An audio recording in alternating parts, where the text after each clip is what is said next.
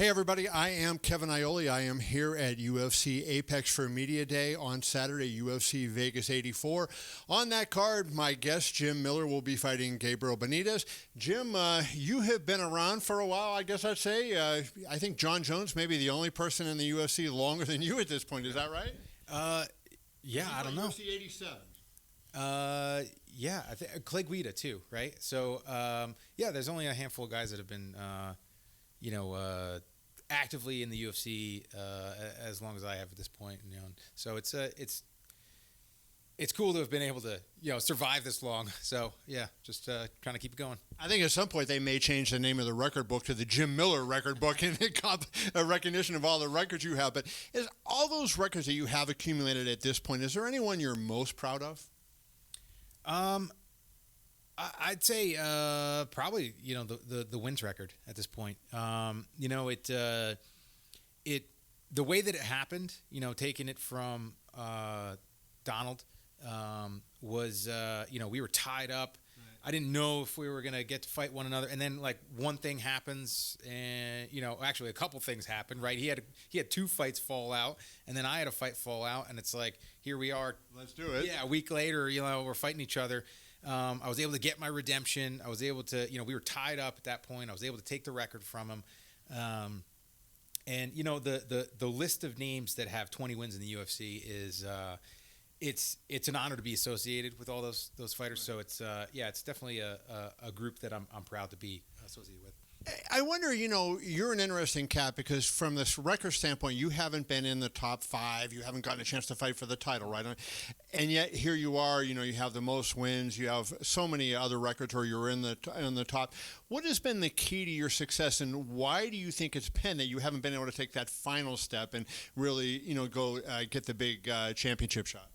It all comes down to timing. I came into the UFC and I went on a pretty good tear. I lost to Gray Maynard in my third fight, but then I had a 7-win streak, which at the time was anybody that had 7 wins in a row got a title shot. And I was 9-1 in the UFC. If I got to that 10-1, I would have been the fastest to 10 wins in the UFC history. And there was 2 sets of rematches at the lightweight. They weren't doing interim titles really at that point. I was right there, like right before the UFC came out with their rankings. I had other media that had me in the top 5.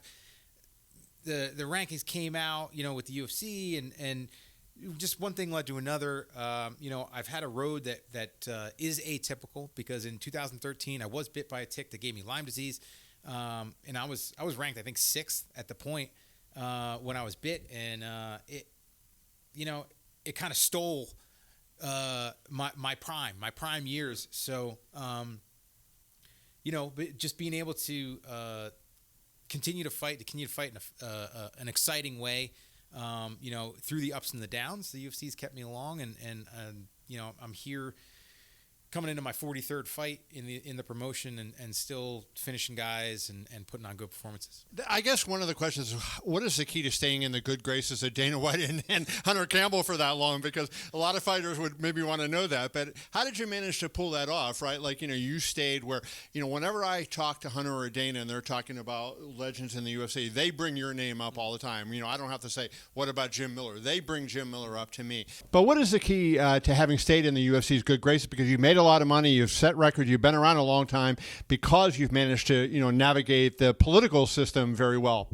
I think there's multifacets to it, right? I've always just tried to be myself, and I'm going to be true to myself and who I am. So some of my peers, they end up trying to get more attention, and the fact of the matter is, in this game, good attention and bad attention, it's still attention. So it's a way to make money. So sometimes fighters overstep things, and then it gets them in trouble, and that makes it easier for them to be given their papers.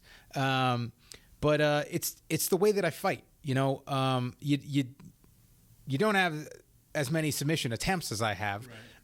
Without being a little bit reckless. And the thing is those fights that I've had the most attempts to finish somebody in have been losses. So for me, it's like, even when I'm getting my butt kicked, I'm still hunting for that way to win. I'm still trying to finish. I'm not trying to minimize damage. So it's been a little reckless. Maybe my record could be a little bit better if I fought a little more conservatively. But I go out to fight and win by my standards, and my standards are going out there aggressively and being violent. And I think it's left a mark on the Danas and Hunter and Sean.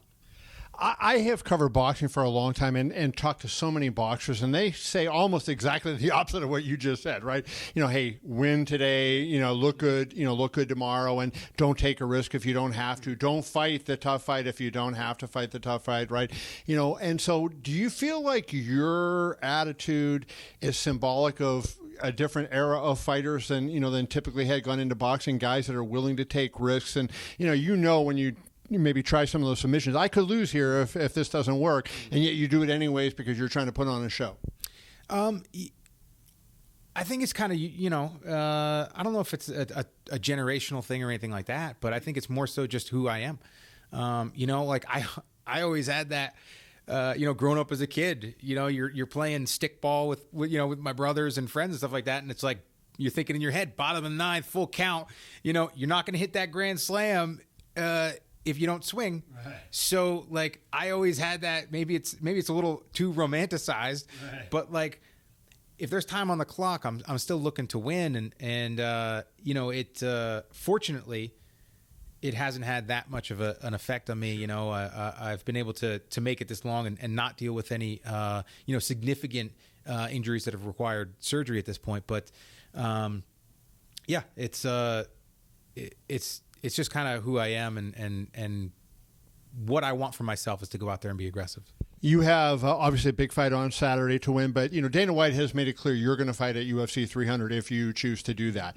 That would mean UFC 100, UFC 200, UFC 300. Not too many people other than me and you and Dana have been at all three of those. I guess I shouldn't say I was at the event yet, but plan to be at the event. And just your thoughts on what that would mean to you to be able to kind of hit those three milestone fights.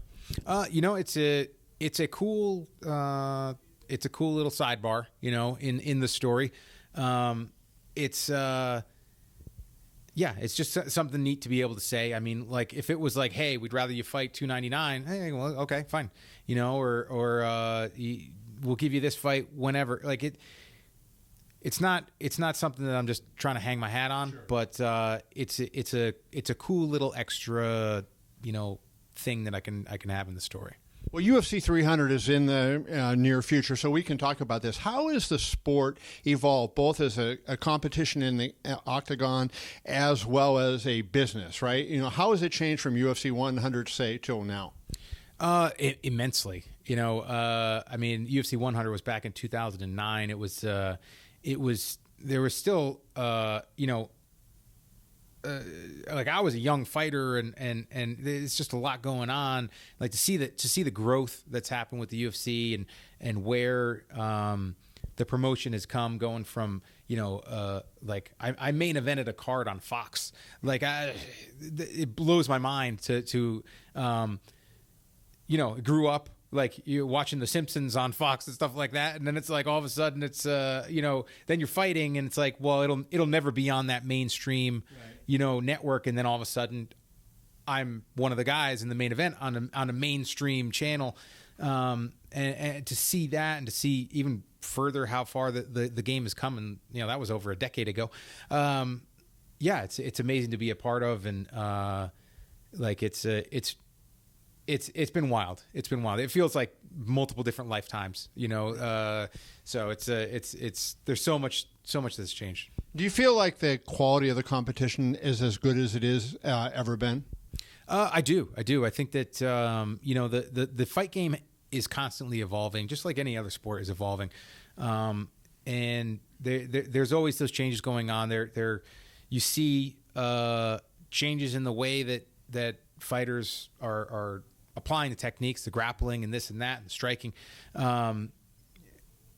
So it's definitely has changed, and I think it everybody has become like better all around at this point, and there aren't those glaring weaknesses that we used to see where one person is just a they excel in one aspect and they basically know nothing in another, right? Like now it's like the best strikers in any of the divisions, they still know jiu-jitsu and wrestling. And yeah, what's Leon Edwards better at, wrestling or striking? Right, yeah. Like Leon Edwards is, taking down Colby, and it's like this guy's a striker, and he's throwing in wrestling, and it's fun to be a part of it.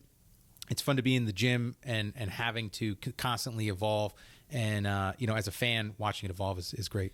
So let's wrap with this. I know you said you're not going to retire at UFC 300, but how will you know, what will be the factors that will determine when you do, and how will you know when it's time?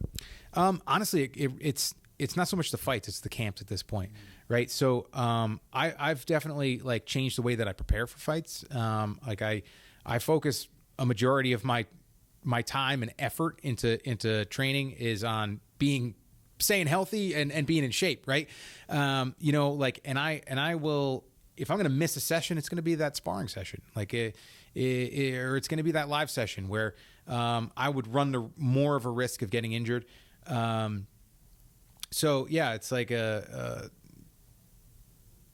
just try to keep going, and when I can't get through that fight camp, right? Like when that gets too hard, that's going to be the time when I know that I can't do it anymore. I'm not quite sure he's going to make it to UFC 400, but maybe UFC 310. We don't know. Jim, appreciate your time. Thank you. No problem. Thank you.